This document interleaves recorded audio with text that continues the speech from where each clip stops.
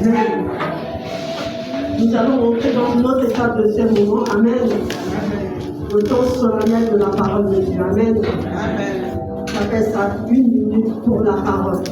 Soyons tout simplement attentifs et que nous ne soyons pas déçus et que nous soyons oubliés par rapport à ce qui sera transmis par notre bien-aimé frère et aussi diacre, le frère Yanosa. Est-ce que nous pouvons acclamer la présence de Dieu sur notre vie?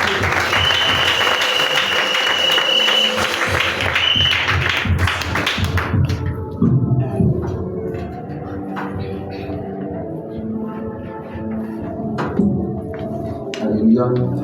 Bonjour peuple de Dieu. Nous allons honorer la parole ce matin et nous allons ouvrir nos Bibles dans le livre d'Éphésiens au chapitre 2. Amen. Je vous invite à prendre vos Bibles pour honorer la parole. Nous allons nous lever s'il vous plaît. Vous pouvez lire en même temps que moi et pour ceux qui, pour une raison ou pour une autre, n'ont pas pu avoir leur Bible ce matin entre leurs mains, je vous prie de suivre attentivement la présence de Dieu. Je lis la parole de Dieu dans le livre d'Éphésiens au chapitre 2. Vous étiez morts par vos offenses et par vos péchés, dans lesquels vous marchiez autrefois, selon le train de ce monde, selon le prince de la puissance de l'air, de l'esprit qui agit maintenant dans les fils de la rébellion. Nous tous aussi, nous étions de leur nombre, et nous vivions autrefois selon les convoitises de notre chair, accomplissant les volontés de la chair et de nos péchés, et nous étions par nature des enfants de colère comme les autres. Mais Dieu, qui est riche en miséricorde à cause de son grand amour, dont il nous a aimés, nous qui étions morts par nos offenses, nous a rendu la vie avec Christ. C'est par grâce que vous êtes sauvés. Il nous a ressuscités ensemble et nous a fait asseoir ensemble dans les lieux célestes en Jésus-Christ, afin de montrer dans les siècles à venir l'infinie richesse de sa grâce par sa bonté envers nous en Jésus-Christ. Car c'est par grâce que vous êtes sauvés par le moyen de la foi. Et cela ne vient pas de vous, c'est le don de Dieu. Ce n'est point par les œuvres, afin que personne ne se glorifie, car nous sommes son ouvrage ayant été créés en Jésus-Christ pour de bonnes œuvres que Dieu a préparées d'avance afin que nous les pratiquions. Amen. Amen. À la parole. Amen.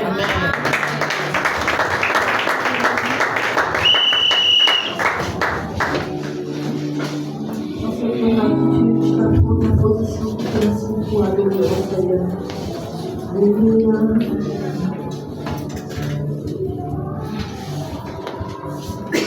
Comment bien-aimé, il est le plus beau.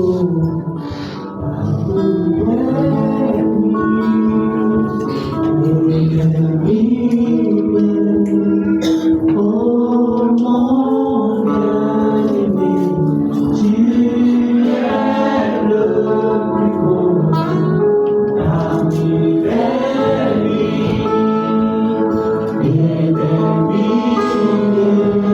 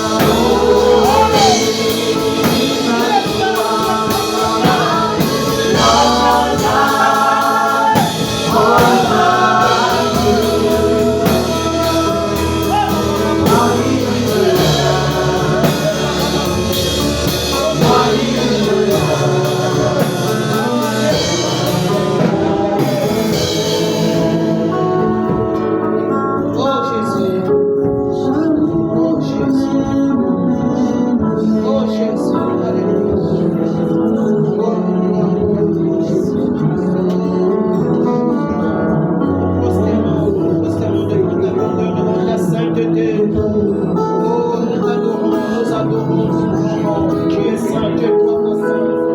Alléluia, Shaka Bandalaye. Oh Baba, Shaka Bandalaye. Oh Bia Baba Baba. Shaka Baba. Oh Baba, Raka Sandalaye. Oh Shaka Baba, Raka Sandalaye. Alléluia. Oh Yahweh, Yababa Baba, Raka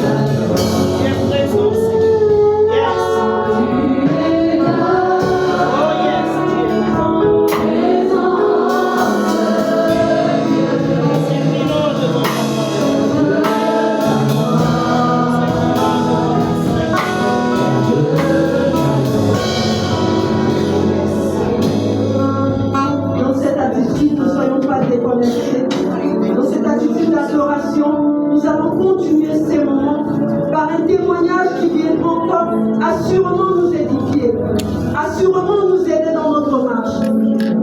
Nous allons tout simplement accueillir notre bien-aimé pour le témoignage prévu ce matin.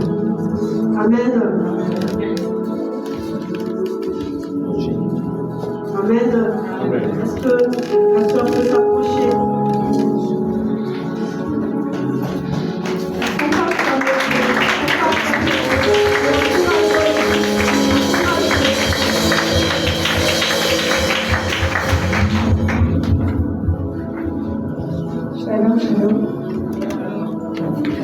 Ces chants qui m'accompagnent, au travers ce chant, on écoute. Les ténèbres ont reculé devant l'œuvre de la croix, devant l'agneau immolé, et le sang versé pour moi.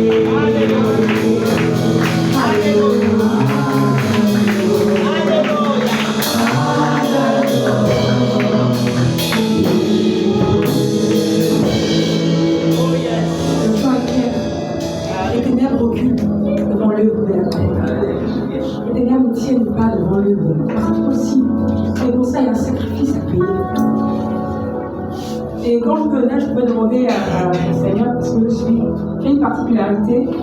Une des filles de pasteur Gisela, pasteur Anne, qui me conduit, qui m'a toujours appris l'obéissance. Donc je ne fais rien sans consulter le Saint-Esprit.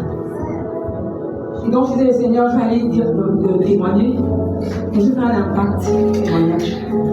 Dans tout témoignage, il y a un message profond derrière qui m'amène à une conversion ou à une prise de conscience. Amen. Et il me donne le texte de Mardochée, Esther, le texte de Anne et Samuel. Alléluia. Je vais commencer par Mardochée et Esther. Il me dit, dans toute vision, il y a un berger et il y a une Esther. Alléluia. Esther, c'est toi et moi. Mais sauf que tant que nous ne sommes pas dans l'arche, parce que l'arche, c'est la présence de Dieu, et on connaît tous l'histoire de l'arche, où Noé était dans la présence, malgré les tempêtes, les orages, mais il était toujours vivant. Ici, le symbole de l'arche, le symbole de la sécurité, la présence de Dieu. Alléluia. Et donc, il me parle du pasteur Gisela. Pasteur Gisela est le Mardochée qui se tient à la porte. Alléluia. Pour recevoir. Il se tient à la porte, au Mirador. Et c'est pas n'importe qui se tient à la porte. Pasteur Hans, il est le fils de pasteur Gisela. Quand j'ai eu mon attaque, parce que j'ai eu une très grande attaque, maman me le sait, mon père, c'est des parents pour moi, les mentors. Ne prenez pas, parce qu'elle n'avait pas le mandat pour. Il y a homme de Dieu et homme de Dieu, bien aimé. Chacun a son couloir, il y a des couloirs bien spécifiques. Et pourquoi je vais chez pasteur Gisela? Parce qu'il y a le mandat des ténèbres. Quand je parle des ténèbres reculées, c'est parce que le mentor qui était à la porte de ma délivrance avait cette onction-là pour faire reculer les ténèbres. Alléluia. Et donc, ce qui est bien, c'est que la fille de pasteur Gisela a reconnu qu'elle ne pouvait pas. Ce n'est pas son couloir. Et donc elle me dit, on va aller chez pasteur Gisela. Je ne connaissais pas pasteur Gisela. J'avais déjà vu parce que quand elle a remis les diplômes à Rima pour la théologie, elle me dit, on va aller chez pasteur Gisela. Et elle, ce qui est bien, c'est qu'elle est humble, elle reconnaît.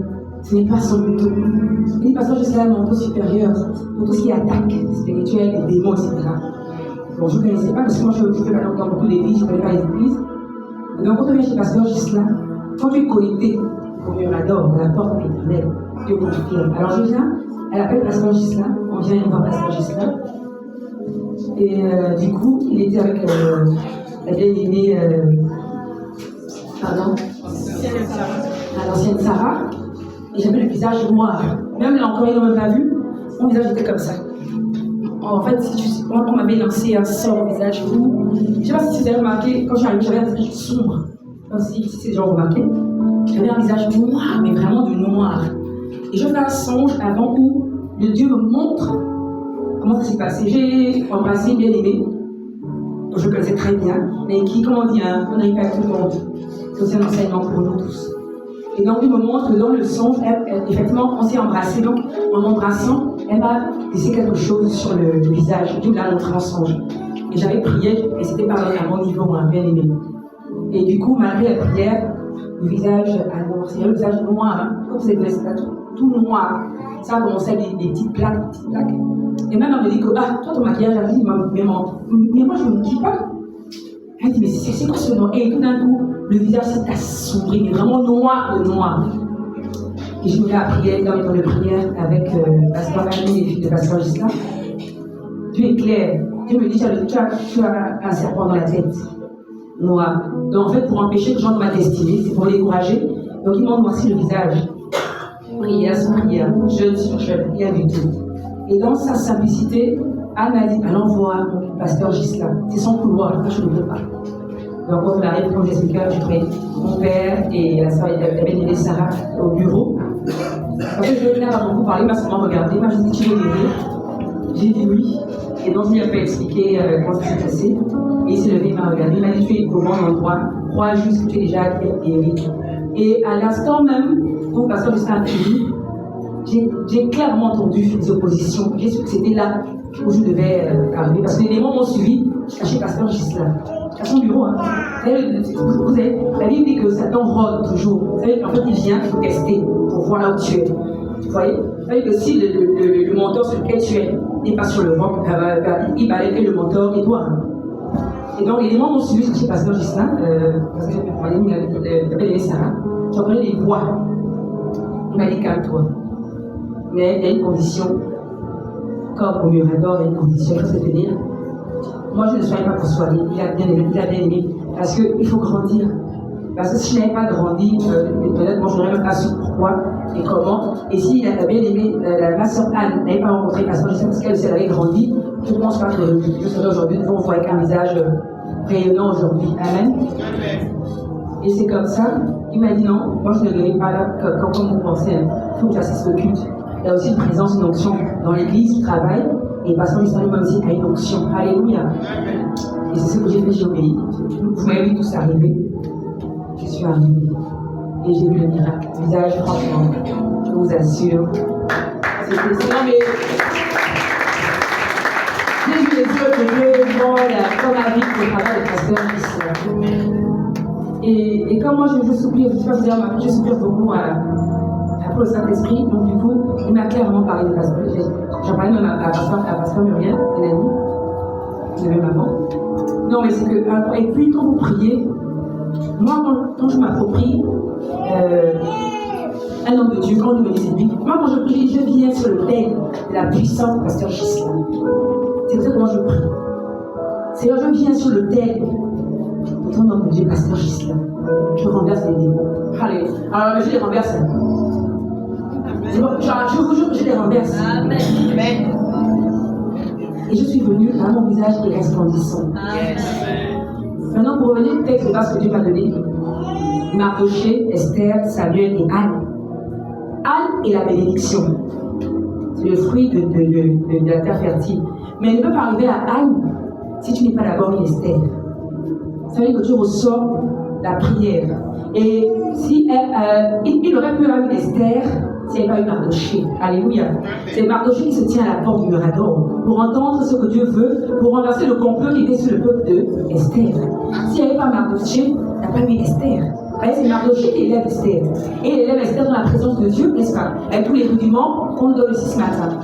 Mais s'il n'y a pas Mardoché, il n'y a pas d'Esther. Le peuple juif est mort en guerre. Mais il faut qu'il y ait un Mardoché pour qu'il y ait une Esther. Pour prendre les décrets, Esther, ça va être pas mal pour que j'ai des décrets, tu les décrets sur quoi? Tu n'as pas eu d'enseignement, tu n'as rien eu. C'est pas qui veut qu'il repasse des démons. Moi, je suis la preuve vivante que pasteur allait les pasteurs. Mais elle n'a pas pu, elle m'a dit non, là, je ne peux pas. Elle est évangéliste, elle m'a dit non, c'est pas là, mon enfant ne peut pas. Et je l'ai vu. On va à l'onction supérieure. Il y a une onction. Il y a berger et berger. Il y a une dimension où, quand tu viens, tu le vois. Moi, j'ai vu, pas parce que je vous raconte, mais j'ai vu. Amen.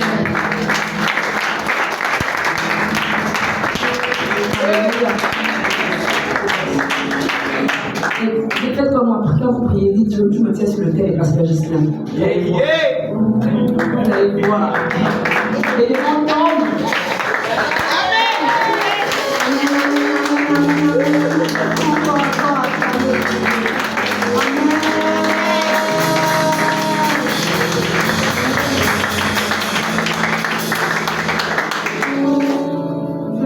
Je vais conclure ce moment en disant que j'aime bien souvent lorsque le pasteur prend la parole ici, il dit c'est Dieu.